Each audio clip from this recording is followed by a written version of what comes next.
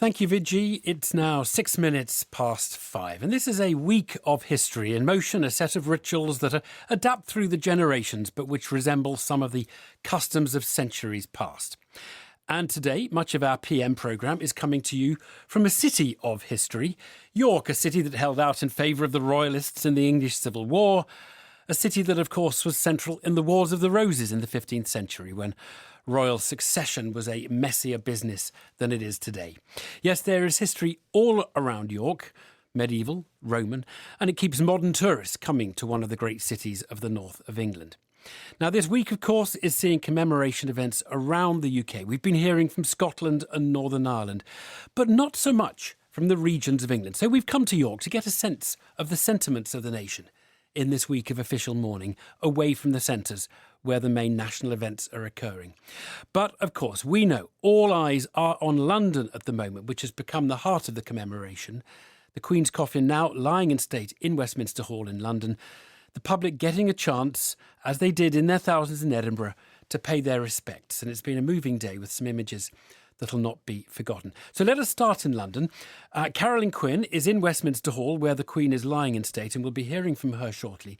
But first to our royal correspondent, Jonny Dymond, to bring us up to date on a memorable afternoon.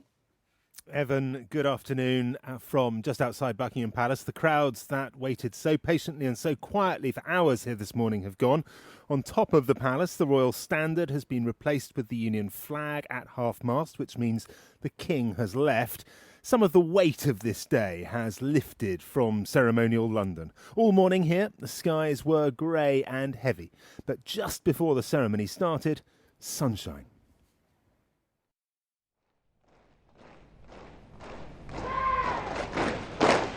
As the Guard of Honour drew up in the forecourt of the palace, the sun bounced off ceremonial uniforms, gold helmets and white gloves. The crowd outside stood motionless as the band began.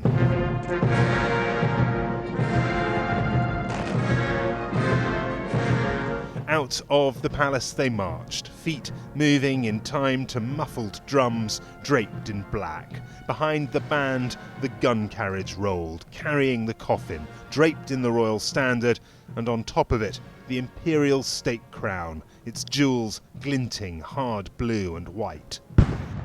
In the distance, in Hyde Park, guns rang out every minute, another beat on a day heavy with the rhythm of mourning.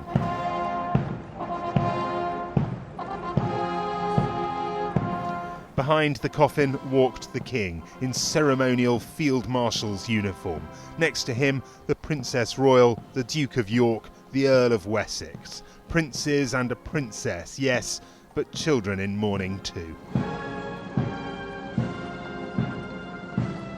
For almost 20 minutes, the procession walked a straight line down the Mall. Then it turned, first into Horse Guards Parade, where for decades the Queen had watched trooping the colour.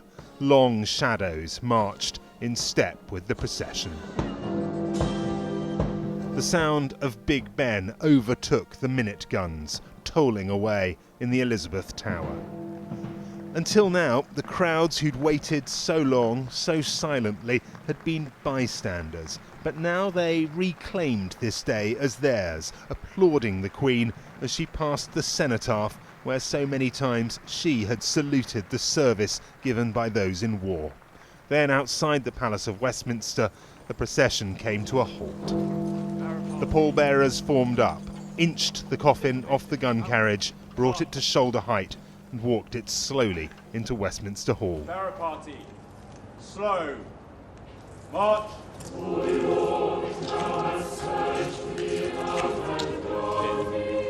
Out of the afternoon sunshine, the Queen was taken into the grand hall where her mother, and before that her father, King George VI, had lain in state.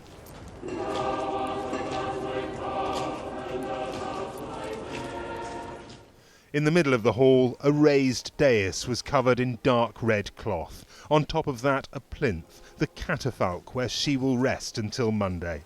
Gently, the coffin was laid down. At each corner on the dais, a candle burned. The Archbishop gave the opening prayer. O God, the Maker and Redeemer of all mankind, grant us, with thy servant Queen Elizabeth and all the faithful departed, the sure benefits of thy Son's saving passion and glorious resurrection. Prince William and Prince Harry stood next to each other, earthly quarrels forgotten for the moment as the eternal was contemplated, and then the service closed. 4 guards of the household division took their place at each corner of the coffin, plumed helmets and heavy gold braid epaulettes above scarlet tunics. In front of them, in a double-handed clasp, their swords pointed into the ground. And, as she will until Monday, the Queen lay in state.